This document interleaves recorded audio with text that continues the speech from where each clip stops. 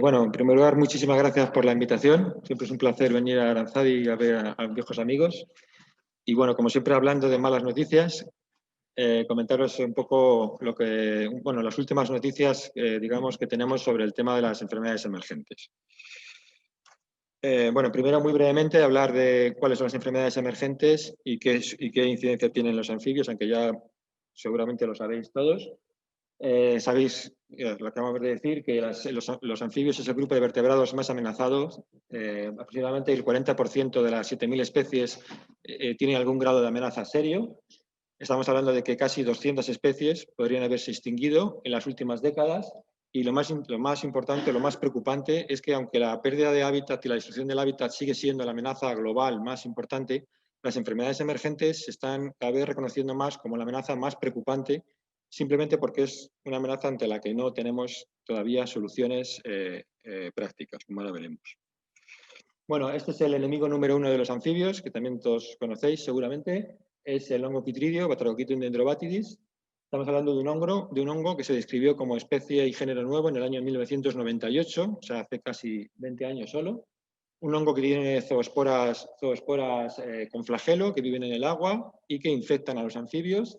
Se fijan en las zonas queratinizadas, es decir, en el disco oral de las larvas de los anuros y en el cuerpo en el cuerpo de las larvas de los urodelos y en el cuerpo de las larvas de cualquier adulto. Infecta prácticamente a todas las especies de anfibios posibles, aunque solo algunas de esas especies son sensibles a la enfermedad. En esos casos se produce una enfermedad que no tiene síntomas muy manifiestos y que en las especies sensibles provoca la muerte del animal en pocos días por un fallo cardíaco que sobreviene como consecuencia de la alteración de los electrolitos, digamos, del equilibrio homeostático del animal. Por si esto fuera poco, recientemente, hace pocos años, se ha descrito una segunda especie del género, Batrachochitrus salamandrivorans. Es una especie muy similar en ecología, pero es aún todavía más perniciosa porque tiene unos requerimientos térmicos más bajos, es decir, soporta temperaturas más frescas, que son más ideales para los anfibios en algunas zonas, y tiene una cierta resistencia a la desecación, cosa que la especie anterior, digamos, no tiene resistencia, si se seca se muere, mientras que Salamandrivorans tiene una cierta resistencia ambiental y es muy virulenta, sobre todo en el caso de los urodelos. Bueno, pues estos dos especies de hongos, ya sabemos con toda seguridad, son originarias de Asia, del sureste asiático, como hemos demostrado en estudios genéticos muy profundos, y aunque por increíble que parezca, desde el sureste de Asia se ha extendido a todo el mundo desde hace ya probablemente más de 200 años, o sea, es decir, la expansión comenzó hace mucho más tiempo del que nos imaginábamos, y de hecho la expansión sigue su curso. En este trabajo, por ejemplo, que hicimos el año pasado, vimos como las distintas cepas del hongo que tenemos, digamos, identificadas en el mundo, se siguen moviendo constantemente, y como ya sabemos perfectamente, es el comercio internacional de anfibios el causante de estos movimientos de animales infectados entre todo el mundo. Y digo, aunque el hongo ya está en todo el mundo, podríamos pensar, bueno, como ya está en todo el mundo, ya qué más da que sigan moviéndose. Pues se sigue moviendo y se siguen moviendo diferentes cepas, cada una con una virulencia diferente, que a su vez hibridan entre sí y producen nuevas variantes genéticas que pueden ser aún más peligrosas que las anteriores, con lo cual el problema sigue estando ahí y sigue siendo muy acuciante. Bueno, la consecuencia de esta enfermedad también más o menos se está empezando a saber, aunque todavía los datos son muy confusos. Por ejemplo, en este trabajo publicado el año pasado ya se reconoce, bueno, sabemos que el pico de la explosión de la enfermedad ocurrió en los años 80, aunque como ya digo, lleva mucho más años expandiéndose por el mundo. Actualmente conocemos que hay más de 500 especies de anfibios en el mundo que han sufrido un declive importante por la enfermedad, y unas 90 especies extinguidas por este hongo. Podrían ser más o menos parece que los anuros de tamaño grande y en climas húmedos de América y Australia serían las especies más sensibles, aunque varía muchísimo y hay muchas especies sensibles en todo el mundo. Y por desgracia ya después de estos años estamos viendo que más o menos como menos del 12% de las especies afectadas muestran algún síntoma de recuperación, algún síntoma, no es que se están recuperando, sino que muestran alguna tendencia de recuperación. Y el 40% de las especies que están infectadas o que están en declive, digamos, continúan con un declive en picado y probablemente acabarán extinguiéndose.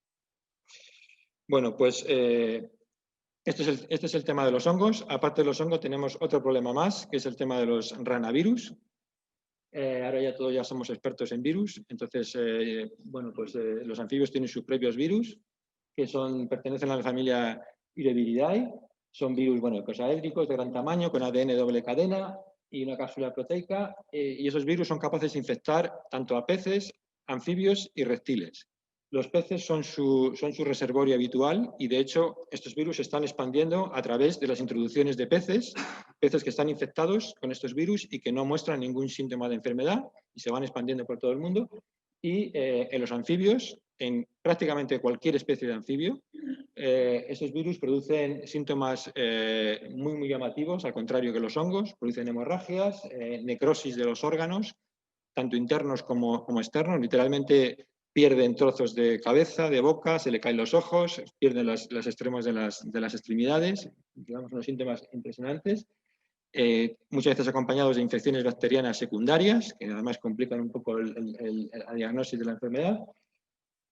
Y como digo, se encuentran ya distribuidos por todo el planeta y cada vez, y como consecuencia de la globalización y del movimiento de animales, pues es un problema que se va digamos, multiplicando y creciendo, ¿no? Bueno, pues estos serían los enemigos y empezamos hablando sobre cómo estudiamos estos organismos.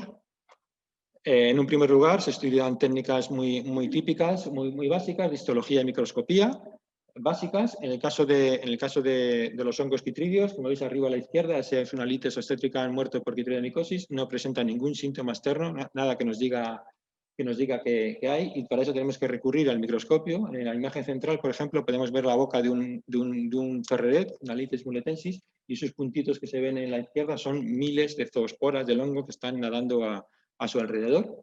Y cuando vemos en histología, podemos ver los zoosporangios, que aparecen en esa fotografía de la derecha, en rojo, en la piel, o con el microscopio electrónico, como veis abajo a la derecha, podemos ver los tubos de descarga del hongo que produce en el interior de la piel y que literalmente atraviesan la piel como si fuera un cráter de un volcán para soltar las nuevas zoosporas al agua.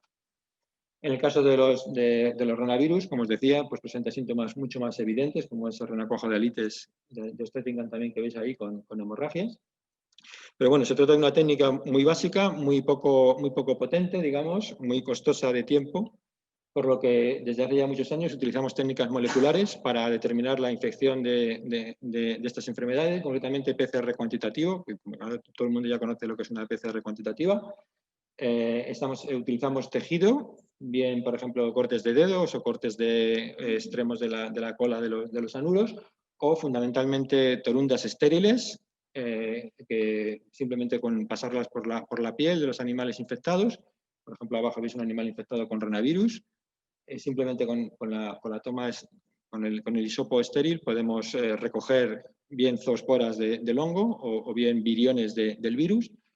Con ese hisopo hacemos una extracción de ADN muy sencilla, en el caso a veces muy rápida, y con eso utilizamos una PCR cuantitativa que no solamente nos dice la presencia del hongo o la presencia del ranavirus, sino que nos permite cuantificar la cantidad de zoosporas o la cantidad de viriones que hay presentes en esa muestra, ¿no? Un PCR cuantitativo es un método muy similar a la PCR normal, pero la diferencia es que, digamos, además de todos los componentes típicos de la PCR normal, utilizamos una sonda Tachman, digamos una molécula que es específica a la secuencia diana que estamos buscando, a la secuencia del ranavirus o del hongo.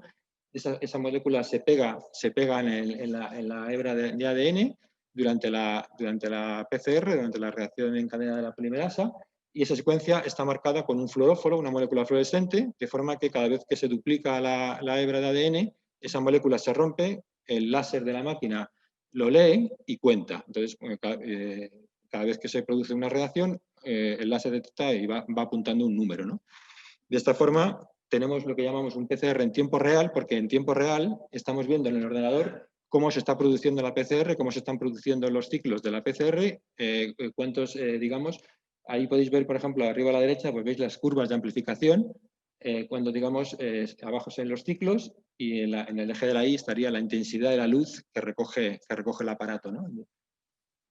En este caso es una PCR, por ejemplo, duplex, en la que estamos corriendo PCR para BD y para BSAL, las dos incluso a la vez. Y la técnica se basa en estamos utilizando unos estándares, es decir, unas muestras que contienen unas concentraciones conocidas del ADN que estamos buscando, que es esa recta que veis, esa recta patrón que veis a la izquierda, de forma que relacionando el ciclo en el que la PCR se produce en nuestra muestra del problema con los ciclos que tenemos en la recta patrón, podemos determinar eso, qué cantidad de ADN del virus o del hongo está presente en nuestra muestra patrón. Entonces, es una técnica muy potente, cara, pero muy fiable y muy potente. También hace años desarrollamos una técnica de ADN ambiental en el caso de los quitrídeos, es decir, simplemente utilizando filtrados de agua o bien muestras de suelo, de vegetación, podemos hacer una extracción de ADN. En este caso utilizamos un kit de suelo para hacer esa extracción y igualmente tenemos, si el virus o el hongo está presente, pues vamos a tener su ADN y con ese ADN vamos a hacer la PCR de la misma manera, ¿no?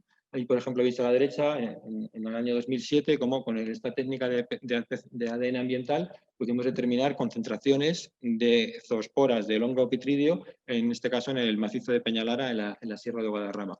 El problema del ADN ambiental es que hace falta una concentración bastante alta del hongo o del virus en el ambiente, lo cual implica que hay que filtrar una cantidad bastante importante de agua, de forma que tenemos que utilizar un método mecánico digamos una bomba para filtrar bastante volumen de agua, y si el agua está sucia, en una charca, digamos, hay que hacer prefiltrados, en fin, tiene una serie de inconvenientes que al final no compensa demasiado. Pero bueno, vamos ahora a hablar un poco sobre algunos casos de seguimiento de la incidencia de poblaciones afectadas que hemos tenido en los últimos años, ¿no? Bueno, el caso más emblemático sería el caso de la Sierra de Guadarrama, que fue el primer caso que detectamos de la aparición de la enfermedad de la quitridiomicosis en España y fue el primer caso en Europa. Desde entonces llevamos haciendo seguimiento de esas poblaciones hasta un total, en este caso, ahí están los resultados de los últimos 18 años de seguimiento en el Parque de Guadarrama. Ahí veis las 9 especies con sus tendencias en esos 18 años. Las marcadas en rojo son las que presentan tendencia negativa y las marcadas en verde son las que presentan tendencia positiva. Curiosamente, en el macizo de Peñalara observamos como algunas especies en los últimos años han presentado una tendencia positiva, se han expandido, pero son especies que son precisamente especies más propias de zonas bajas, especies más termófilas y que como consecuencia del calentamiento global se han expandido y van subiendo, digamos, montaña arriba, ocupando cada vez más superficie, ¿no? Por el contrario, hay 3 especies muy claras afectadas por los hongos quitrídeos, como son el sabopartero, Lides obstetricans, salamandra y Bufo spinosus, que han sufrido unos declives muy significativos en estos 20 años, ¿no? Uno por uno hablando, con el caso más dramático es el caso del sabopartero, Alites obstetricans. Estamos viendo que es la especie más sensible a todas las enfermedades, tanto a ABD como a ranavirus. En el caso de Peñalara, como veis ahí, la curva es brutal, o sea, provocó la práctica completa desaparición de la especie de todo el macizo, cuando era una de las especies más abundantes y estaba presente en muchas charcas y tenía miles y miles de ejemplares en las charcas. Actualmente está prácticamente extinguido, incluso después de todos los esfuerzos que hemos hecho de reintroducción de la especie. Bien, otra especie muy sensible a las enfermedades, también hemos visto tanto ABD como a ranavirus, es salamandra común. Ahí veis también la curva de abundancia de la especie en estos 18 años en Guadarrama.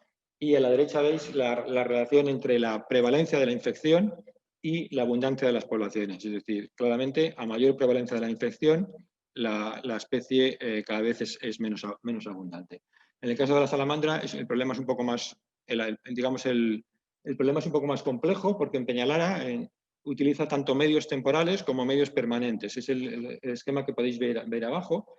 Y resulta que en los medios temporales, lógicamente, como el hongo no tiene esporas de resistencia, digamos, el hongo no puede sobrevivir en esos medios temporales, por lo cual lo que ocurre es que, digamos, que cuando una salamandra en primavera va a soltar las larvas, puede soltar las larvas tanto en ambientes temporales como en ambientes permanentes. Si lo hace en ambientes temporales, sus larvas van a desarrollarse en ausencia del hongo y al final de la estación reproductiva, a finales de agosto, los metamórficos van a desarrollarse sin problemas y van a incorporarse a la nueva generación. Mientras que si la salamandra suelta las larvas en las aguas permanentes, donde hay larvas hibernantes del año anterior, de salamandra que han pasado todo el invierno en el agua y que están infectadas con el BD, se van a infectar enseguida las nuevas larvas y esas larvas cuando se metamorfosean van a morir.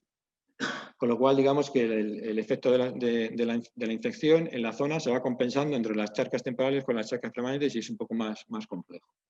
Bueno, en este caso, no lo he dicho, estamos hablando, por tanto, de seguimiento de poblaciones simplemente mediante conteos de larvas. En este caso estamos contando los animales, las larvas de los alites o las larvas de las salamandras. La tercera especie más afectada en Guadarrama es el sapo partero, el sapo común, el Bufo spinosus. Ahí también veis la curva de los últimos 18 años. En este caso estamos estamos utilizando conteos de puestas, porque es más fácil contar las puestas que contar, lógicamente, los miles de renacuajos de sapo común. Y también estamos haciendo un seguimiento con animales marcados individualmente con pic tags, con microchips.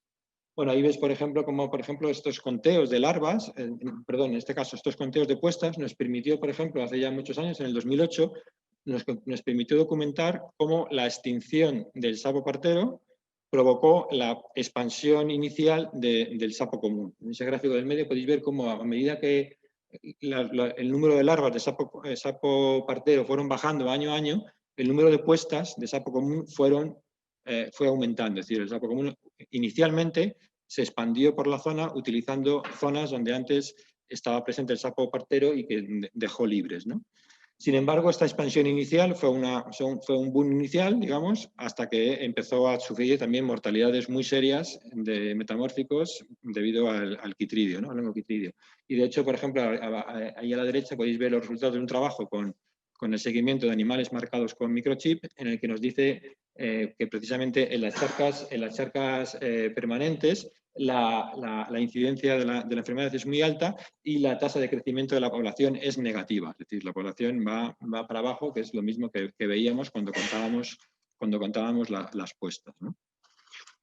De hecho, bueno, en el caso del sapo común, el seguimiento, pues como os decía, es un poco más intenso. En este caso tenemos ya casi 2.000 animales marcados con microchip en la zona, lo vamos siguiendo más de 14 años, por lo cual tenemos mucha información ya a nivel incluso individual, de forma que podemos ver cómo a la izquierda podéis ver, por ejemplo, tanto como la prevalencia de la infección como la carga de la infección varía enormemente entre años, es muy variable entre años, y de hecho en el gráfico de abajo a la izquierda lo que veis ahí es la proporción de animales, digamos, del estatus de infección de los animales en distintos años.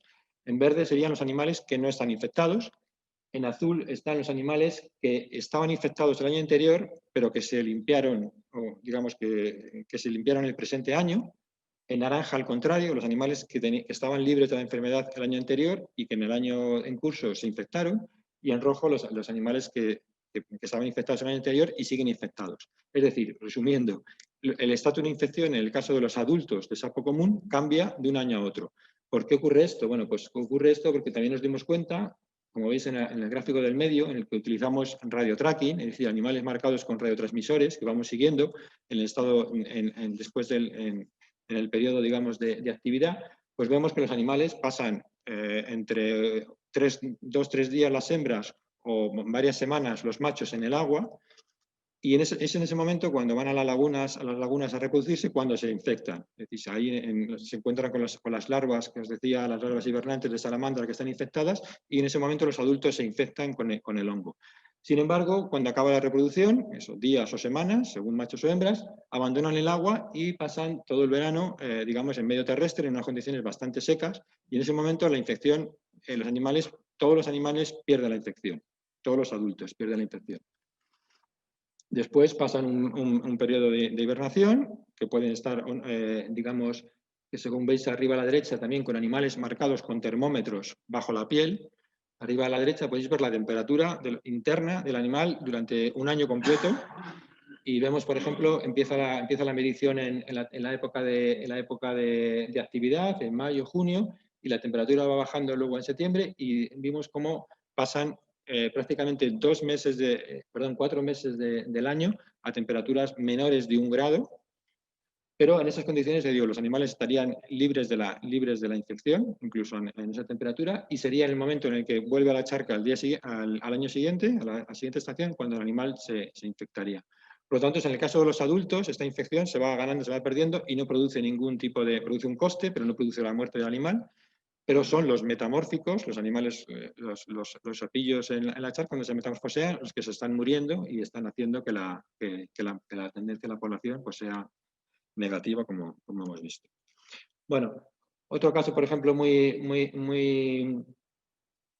significativo es el caso del sapo partero bético. En este caso, en el año 2009, realizamos un estudio en toda el área de distribución del sapo partero bético, muestreando 25 poblaciones en toda su área de distribución, y encontramos que solo 3 poblaciones de esas 25 estaban infectadas con BD.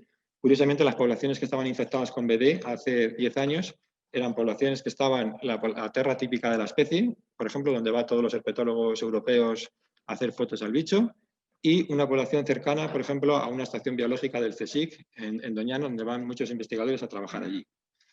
Bueno, pues esa situación de hace 10 años, ese muestreo lo repetimos el año pasado, más de 25 puntos de muestreo en toda la distribución.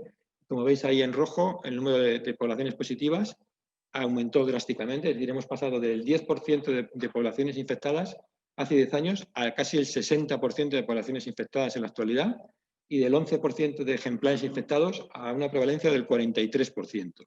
Es decir, la infección se ha extendido brutalmente, y de hecho la especie ya se ha extinguido en el 11% de las poblaciones que ocupaba hace solo 10 años. O sea, está perdiendo 10% en 10 años, más o menos.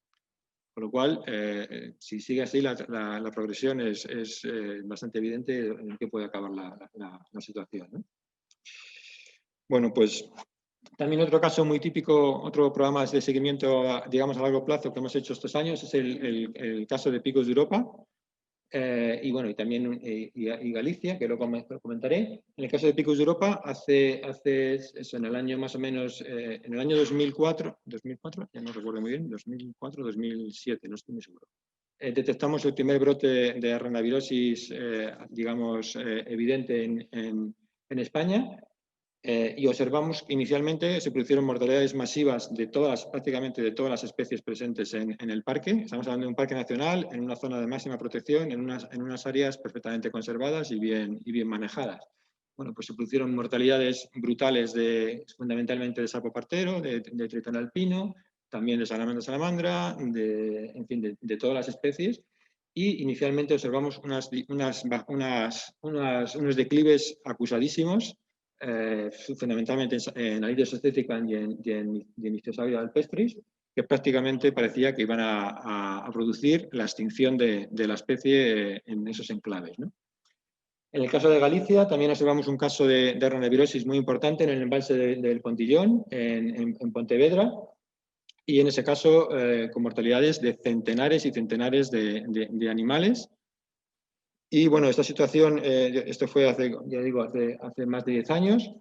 La situación actual no ha mejorado. En el caso del embalse de Pontillón, este trabajo lo publicamos este año, las cargas de infección siguen siendo brutales, sigue habiendo centenares, seguimos recogiendo centenares de animales muertos por anabiosis. Ahí ves, por ejemplo, arriba a la derecha, algunos ejemplares muertos de alites, de marmoratus, de boscai. Y, por ejemplo, la prevalencia de infección es brutal, es superior al 70% de media, sobre todo en Marmoratus y Boscay, y la situación, digamos, no tiene pinta de que vaya a mejorar. Más aún, estamos hablando de una zona, en este caso un embalse en el que se producen competiciones internacionales de piragüismo y bueno, no sé si todos los años, pero frecuentemente a la zona es visitada por gente que va con su piragua y mueve la piragua por todo el mundo, después de pasar por una zona, digamos, infectada con coronavirus, ¿no? Con lo cual las posibilidades de expansión de la enfermedad es brutal. En el caso de Pico de Europa, la situación actual, digamos que ha mejorado ligeramente, aunque no es nada buena. Ahí veis, por ejemplo, las poblaciones que estamos siguiendo desde hace 14 años, y veis las poblaciones marcadas en rojo son las infectadas con BD, en naranja con coronavirus, y las verdes son poblaciones que están libres. Todas las poblaciones, digamos, donde la gente va, o sea, todos los lugares donde la gente, digamos, va, son visitables, están infectados o con BD o coronavirus, o normalmente con los dos. Y solamente los sitios donde son poblaciones mucho más pequeñas, que no tienen, digamos, interés turístico, todavía están libres de virus o de BD. Ahí ves, por ejemplo, las tendencias poblacionales de 24 poblaciones que llevamos siguiendo 14 años en el parque. En rojos, digamos, están puestas las que tienen una tendencia estadísticamente significativa negativa, en verde positivas y en azul son, digamos, estables o inciertas, ¿no? Como veis, solamente una población de todas las 24 que estamos siguiendo ha crecido en estos años, y se trata de una población de tritón alpino que está libre de BD y de coronavirus. El resto o han permanecido estables o han decaído. Y es muy llamativo ver los declives brutales que ha sufrido el sapo partero. De todas las especies, todas las localidades del sapo partero que están infectadas han sufrido declives brutales, y de hecho está prácticamente extinguido ya en algunas localidades. Estamos hablando ya de lagos de montaña de gran tamaño y de poblaciones originales de miles y miles de ejemplares, o sea, poblaciones enormes.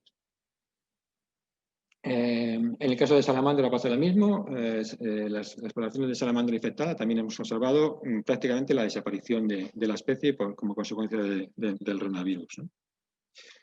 Bueno,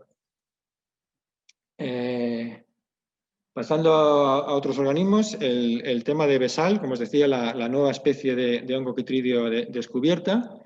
También el año pasado finalizamos un proyecto europeo con el que participaron un montón de países, en el que hicimos montamos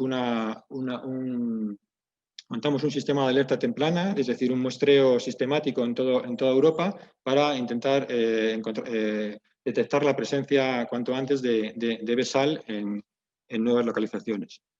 Bueno, los resultados son ambiguos, digamos. La buena noticia es que el foco inicial de la enfermedad, que se centró en Centro Europa, en el triángulo entre Bélgica, Alemania y Holanda, digamos, no se ha expandido excesivamente la enfermedad de ese foco inicial. Hace años pensábamos que iba a ser una expansión, digamos, continua y importante. Sin embargo, parece que está relativamente bien contenido, pero la mala noticia es que hace años ha surgido un nuevo brote, en este caso precisamente en España, en Barcelona, en el Parque Natural del Montnegre, un brote que, como es de esperar en estos casos, se debió a la suelta en el medio de animales infectados procedentes de cautividad de una especie exótica. Y, por tanto, esto es el futuro que nos espera y que irremediablemente sucederá cada vez en más puntos, ¿no? Hasta que algún iluminado suelte algún animal procedente del comercio y que esté infectado, que venga infectado con Besal, y lo suelte en el campo y tengamos un nuevo brote en cualquier sitio, digamos. En ese trabajo también hicimos un análisis del riesgo de las especies europeas de Eurodelos, que incluía infecciones experimentales en el laboratorio, es decir, animales que infectamos en el laboratorio con zoosporas vivas de Besal para comprobar la resistencia de las especies, y eso combinado con su área de distribución, pues nos da ese ranking que veis a la derecha de las especies. Serían todas las especies ibéricas, y como veis, pues la situación es bastante dramática. Estamos hablando de que 8 de las 12 especies de Eurodelos ibéricos son altamente sensibles a Besal, es decir, estamos hablando de que son especies que al entrar en contacto con Besal van a morir en pocos días. Van a desarrollar enfermedades, se van a morir realmente en pocos días. Hay especies como, por ejemplo, Quioglossa lusitanica, increíblemente sensible a este hongo. Bueno, siguiendo con, en este caso, buenas noticias. Aquí, por ejemplo, veis un trabajo en el que estamos ahora mismo publicando, en el que hicimos un análisis de 29 poblaciones de Calotritón asper en todo el área de distribución, y afortunadamente vimos cómo solamente encontramos 5 poblaciones positivas ABD en todo el área de distribución, ninguna población positiva a Besal. Y bueno, la buena noticia es que el Calotritón asper parece una especie muy resistente tanto a ABD como a Besal, probablemente porque tiene la capacidad de mudar la piel muy rápido en respuesta a la infección y se puede librar de la infección, con lo cual es una especie, digamos, que sería poco sensible. Al contrario que Calotritón arnoldi, que es mucho más sensible, por ejemplo, a Besal. Bien. También en esta línea de sistemas de alerta temprana, de seguimiento de poblaciones, este año hemos iniciado un proyecto financiado por la Fundación para la Conservación de las Salamandras de Estados Unidos, y hemos iniciado un proyecto para analizar la presencia tanto de BD, Besal, ranavirus y dermocistidio en toda la cornisa cantábrica. Este proyecto surgió como consecuencia de algunas citas que aparecieron publicadas sobre la presencia de Besal en la cornisa cantábrica y que, según nuestros resultados, serían falsos positivos.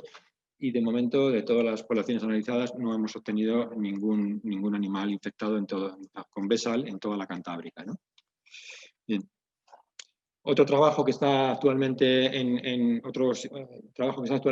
desarrollo es un proyecto financiado por Parques Nacionales, en el que estamos trabajando en los 5 parques nacionales de montaña, estudiando la incidencia, pues eso, de BD, de Besal y de ranavirus. Estamos haciendo seguimiento de poblaciones mediante marcaje y recaptura con microchip de muchas especies, como alpestris, salamandra, spinosus, pirenaica, aspe, ibérica, obstétrica, nidiquileni, y a la vez también estamos haciendo posibles ensayos de mitigación en estos enclaves. Incluye también erradicación de especies invasoras, que son muchas veces portadores de BD, y técnicas de reproducción asistida para intentar ayudar a las especies más afectadas. Bueno, pues y ya para terminar, digamos, el bloque, quería comentar un poco, o sea, digamos, moralmente no podemos dedicarnos a hacer seguimiento de poblaciones para ver cómo va el desastre sin intentar remediar el asunto, ¿no? Entonces, pues durante todos estos años, todos estos programas de seguimiento que hemos hecho de poblaciones afectadas han ido acompañados de intentar medidas de mitigación de la enfermedad, que como veréis, pues son bastante complicadas, ¿no? A nivel teórico, bueno, pues hemos publicado un montón de recomendaciones digamos, que están ahí, de posibilidades y de alternativas de mitigación de esas enfermedades, pero esa es la teoría y luego la práctica es infinitamente más complicada, ¿no? Entonces, bueno, empezando por las soluciones milagro, que podríamos calificar, sería el tema de la bioestimulación o la bioterapia. Este tema surgió hace unos años cuando nos dimos cuenta que la presencia de bacterias en la piel de los anfibios les proveen de bacterias simbiontes, les proporcionan una resistencia muy eficaz ante en este caso, los hongos que producen la quitromicose, es decir, bacterias simbiontes que los animales digamos que han coevolucionado juntas y que segregan unos metabolitos que destruyen a los hongos patógenos. En este trabajo, por ejemplo, que veis aquí, que realizamos en Pirineos, en poblaciones de sapo partero de Pirineos, nos dimos cuenta cómo las poblaciones de sapo partero y de alites que se comportan de forma epizótica, que están marcadas en rojo, es decir, poblaciones que han caído en picado como consecuencia de la enfermedad, tenían una flora bacteriana radicalmente diferente a las poblaciones que veis marcadas en azul en la izquierda, que son poblaciones enzóticas, es decir, poblaciones que conviven con el hongo y no han mostrado un declive muy significativo. Pues bien, cuando comparábamos la flora bacteriana de esas poblaciones, vemos como las poblaciones donde han sufrido las mortalidades masivas presentan una flora bacteriana muy reducida y totalmente diferente en su composición a las otras poblaciones. Está claro que hay bacterias que proporcionan una resistencia a BD, ¿no? Entonces, bueno, esto digamos que no lo descubrimos nosotros, se descubrió hace muchos años, pero enseguida surgió la idea de decir, bueno, pues entonces vamos a manipular la flora bacteriana para conseguir proveer a los anfibios con estas bacterias resistentes que les hagan resistentes a la enfermedad. Ahí ya empieza a venir el problema. En este caso, por ejemplo, estudiamos bacterias lácticas de rana procedentes de criaderos, de rana toro americana procedentes de criaderos en Argentina, en el que definimos un montón de bacterias simbiontes que en el laboratorio comprobamos efectivamente que son anti-BD, ¿no? Anti-hongo, ¿no? Es decir, que en el laboratorio inhiben el crecimiento del hongo, ¿no? Entonces, estas bacterias, incluso podemos seleccionar bacterias que serían muy fácil de cultivar, digamos, de preparar un cóctel de bacterias que podríamos aplicar a los animales para dotarles de esa resistencia. Sin embargo, luego viene la práctica y la práctica es increíblemente complicado. En este caso, por ejemplo, también estuvimos estudiando en el caso de Peñalara. En el caso de Peñalara aislamos estas bacterias anti-BD, en este caso son Pseudomonas fluorescens, de sapos parteros, bacterias cultivadas en el laboratorio. Incluso realizamos experimentos en campo en el que ya añadimos estas bacterias o sea, bacterias aisladas en el propio entorno, cultivadas en el laboratorio y añadidas en grandes dosis a los animales, en este caso un experimento en condiciones de semicautividad. Sin embargo, pues el resultado es deprimente y es decir, una cosa es que las bacterias produzcan esta resistencia y otra cosa es que seamos capaces de modificar la fauna microbiana de los animales. La realidad es que los animales producen una reacción adversa a esas bacterias que le estamos inoculando y de hecho los animales con tratamiento con bacterias al final tienen mayores cargas de infección que los animales control. O sea que eso también nos dimos cuenta también en este trabajo cuando utilizamos animales, cuando tratamos animales con bacterias anti-BD y animales con hongos comunes. En este caso estamos utilizando hongos muy comunes, totalmente inocuos, y veíamos cómo los animales al final era más rentable tratarlos con hongos comunes para aumentar su producción de péptidos, es decir, su producción de las sustancias que los animales emiten de forma natural, también para matar los microbios, mientras que cuando inoculamos las bacterias milagro, las bacterias anti-BD, la reacción era la contraria, ¿no? Se produce una reacción increíblemente, un estrés y una inhibición de sus defensas naturales. Es decir, que, bueno, en suma, decir que es una técnica que parece muy bonita, que suena muy bien, pero que difícilmente funciona de momento en condiciones naturales, ¿no? Bien, otra alternativa que hemos estado planteando todos estos años es, digamos, la cría selectiva. Es decir, en teoría, si es en una población afectada por estas enfermedades, deberían seleccionarse, con esas tasas altas de mortalidad, deberían seleccionarse los animales, digamos, genéticamente más resistentes a la enfermedad. En este experimento que realizamos en la Laguna Grande, observamos cómo efectivamente existía un componente hereditario de la resistencia a la enfermedad. Es decir, los animales generación tras generación deberían ir heredando estos componentes los supervivientes que ofrecen esta resistencia.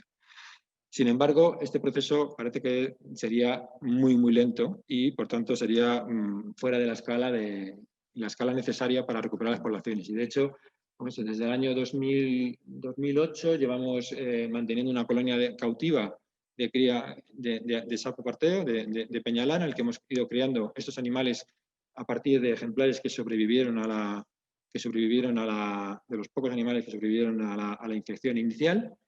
Y, sin embargo, los resultados de la reintroducción de centenares y centenares de animales que hemos realizado no han tenido éxito, con lo cual indican que los animales siguen muriéndose y, decir, en estos años esas generaciones que hemos obtenido no han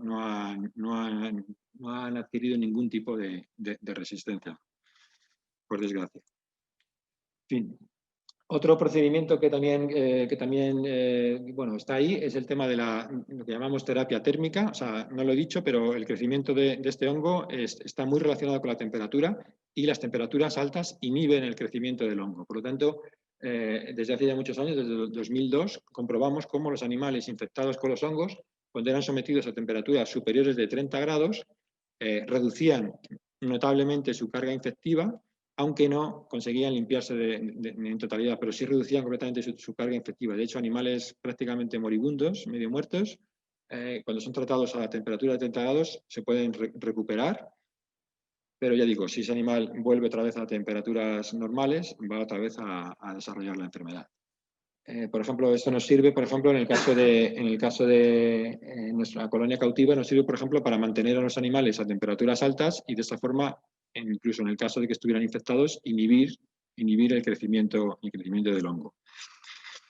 Sin embargo, también en este trabajo que publicamos el año pasado, comprobamos si era posible limpiar completamente a los animales de la infección sometiéndolos a temperaturas ya muy altas. En este caso estamos trabajando con temperaturas ya en el límite de la supervivencia de los animales. Estamos hablando de someter a los animales a temperaturas de más de 38 grados durante unos segundos, es decir, las temperaturas máximas que el animal puede resistir sin que se muera, y veamos que incluso los animales tratados a esas temperaturas no solamente sufrían, posteriormente no solamente tenían menores infecciones del hongo, sino que tenían infecciones incluso mayores del hongo. Es decir, el hongo es increíblemente resistente cuando se encuentra, digamos, infectando al animal. Cuando se encuentra el hongo en una placa de cultivo, sería el gráfico ese que veis arriba a la izquierda, pues veis, en una placa de cultivo, a partir de 22 grados, el hongo empieza a bajar su crecimiento e incluso muere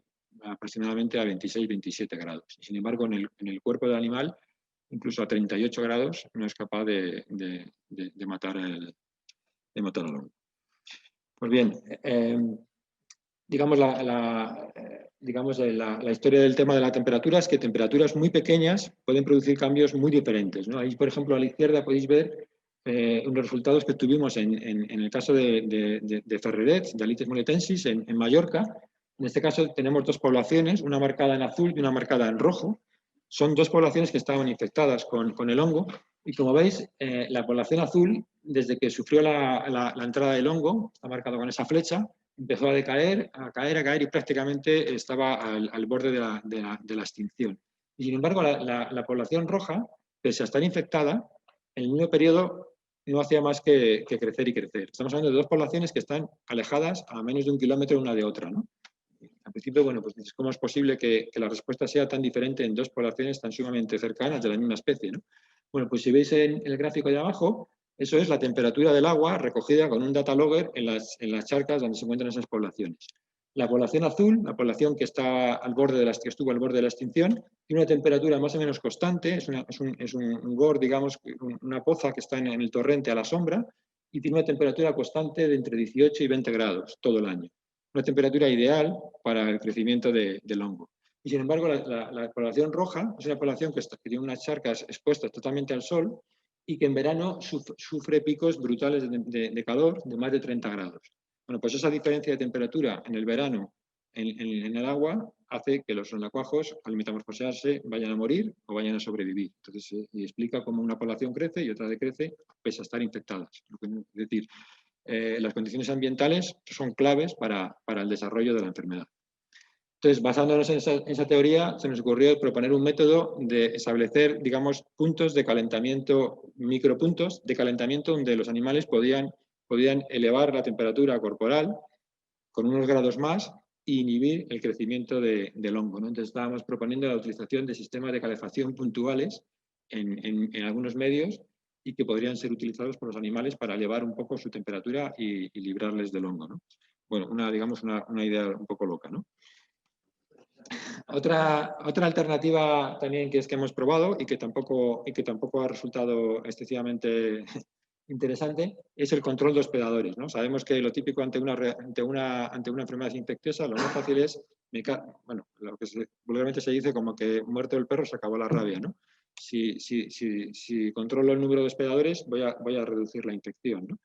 Es lo que se hace habitualmente con muchas enfermedades de fauna, ¿no? Como la sarna o con enfermedades del ganado, ¿no? En este caso lo que hicimos fue un experimento en Guadarrama, en el que lo que hacíamos era retirar de las masas de agua las larvas de salamandra hibernante, que os decía que son las larvas que durante el invierno están infectadas y son las que van a reinfectar a las nuevas generaciones el año siguiente. Entonces, en este experimento lo que hicimos fue retirar miles de larvas de varias lagunas de Peñalara, una a una con una manga por la noche, llevarlas a cautividad, tratarlas en cautividad con fungicidas, es decir, esos animales se desarrollan en cautividad perfectamente y se metamorfosean sin morir, y observamos durante varios años qué influencia había tenido digamos, en la infección en las charcas. Y bueno, lo que vimos es que efectivamente la infección bajó en las charcas, pero que para que se notase un efecto un poco significativo, las reducciones del número de animales tendrían que ser superiores al 90%. Es decir, es un trabajo brutal y solamente para conseguir bajar los niveles de infección en el medio, ni siquiera para conseguir eliminar el hongo del medio, ¿no? Bueno, la única alegría de todos estos años en el tema de la lucha contra las enfermedades fue este trabajo que realizamos en Mallorca, y en el que por primera vez en el mundo conseguimos erradicar el hongo del medio natural. Pero en este caso estamos hablando de una combinación de tratamiento del medio y de los hospedadores. Es decir, lo que hicimos básicamente fue en 2 torrentes de Mallorca, de la Sierra Tramontana, donde estaban los animales infectados, fue primero capturar todos los animales, o mejor dicho, todos los animales posibles. Esos animales llevarlos al laboratorio. Estamos hablando de que movimos más de 2.000 larvas de ferredet, que es más o menos el 10% de la población mundial de la especie.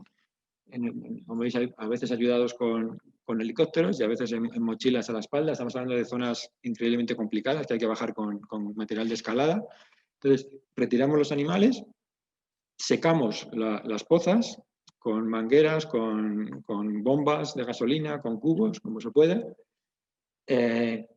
Y, como veis a la derecha del todo, tratamos el medio directamente con fungicidas, o mejor dicho, con biocidas que destruyen todo organismo viviente en ese espacio. Entonces estamos tratando esos pequeñas gors, digamos, donde están los ferrerets, en este caso con Virkon, y, como digo, haciendo esta movida importante, hemos conseguido erradicar el hongo quitridio de estos ambientes, ¿no?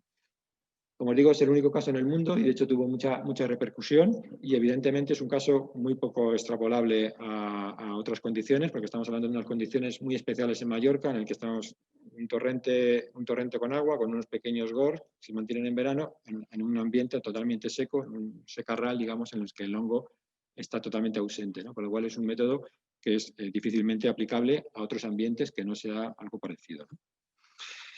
De hecho, también hemos hecho otros experimentos con sapo partero, por ejemplo, en un montón en varios sitios, con pilones en los que hemos manipulado diferentes tratamientos, por ejemplo, retirar los animales infectados para llevarlos al laboratorio y tratarlos sin tocar el medio, retirar los animales y vallar los pilones para impedir la reproducción de los animales, que los animales entraran al agua durante un año, o incluso secar los pilones completamente para matar todas las zoosporas del hongo. Y los resultados han sido negativos, es decir, hemos conseguido, en algunos casos hemos conseguido hacer desaparecer la infección, pero los medios se han vuelto a reinfectar.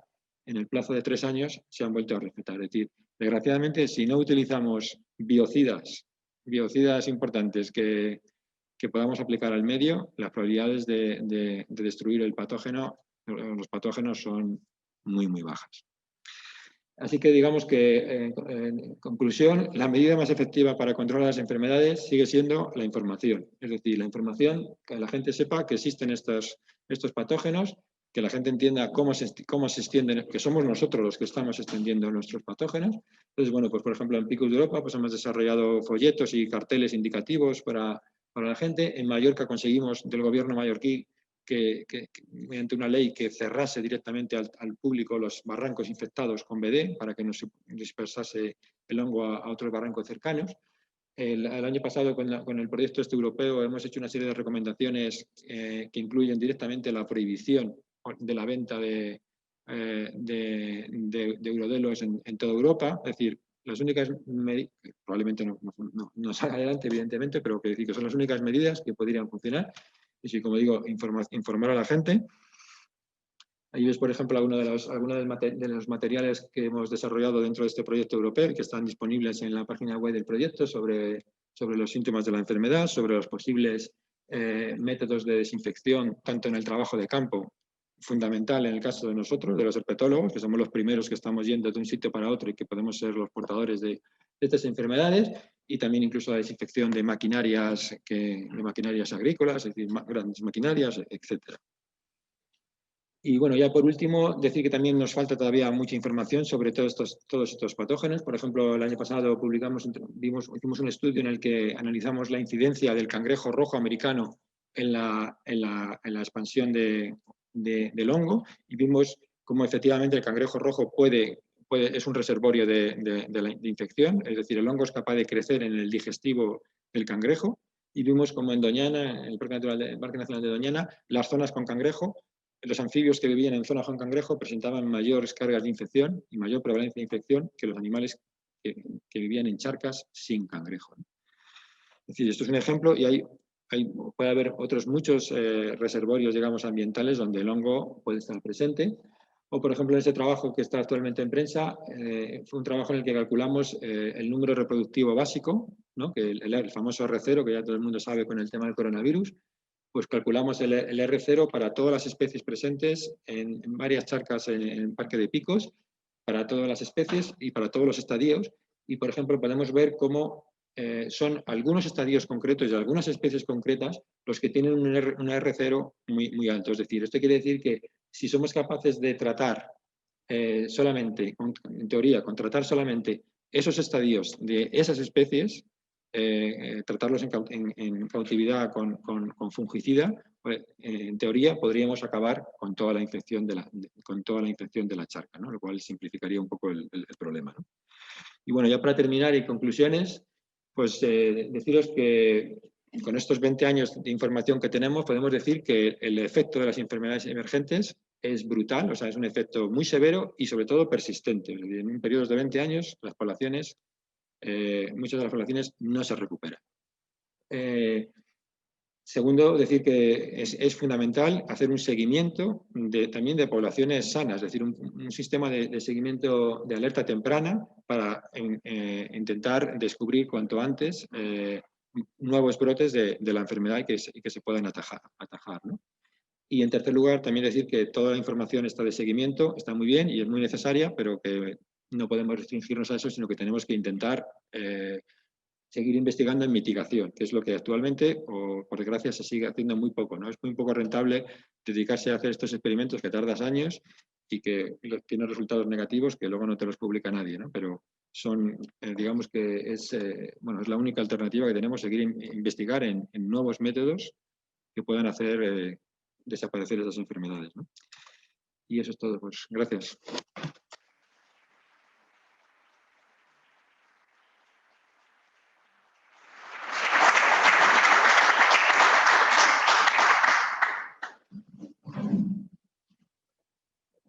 ¿Alguna pregunta? Sí. Sí, yo quería saber si tenías conocimiento de si se han detectado casos de infecciones aquí en el País Vasco. Sí, bueno, infecciones de BD está extendido por todos los lados. O sea, es muy difícil encontrar un sitio donde no exista infección con BD. O sea, BD está extendido ya por cualquier sitio. Por cualquier sitio que vayas a mirar con especies sensibles y en condiciones favorables, te van a salir animales infectados. Otra cosa es eso, que se desarrolla la enfermedad y hay mortalidades. En el País Vasco y en Navarra no hemos encontrado ningún caso de mortalidad importante asociada a BD. En el caso de Besal, como ya te digo, lo que hemos comprobado es que solamente de momento está el brote de Barcelona y no hay más. Y en el caso de coronavirus sí que hemos encontrado, y de hecho habéis encontrado animales con síntomas de renavirosis positivos a renavirus en el País Vasco. O sea que, digamos, está prácticamente extendido en todo el mundo, ¿no? En toda la península. Pero no hay ningún brote, digamos, ningún brote severo, no hay ningún brote severo en el País Vasco.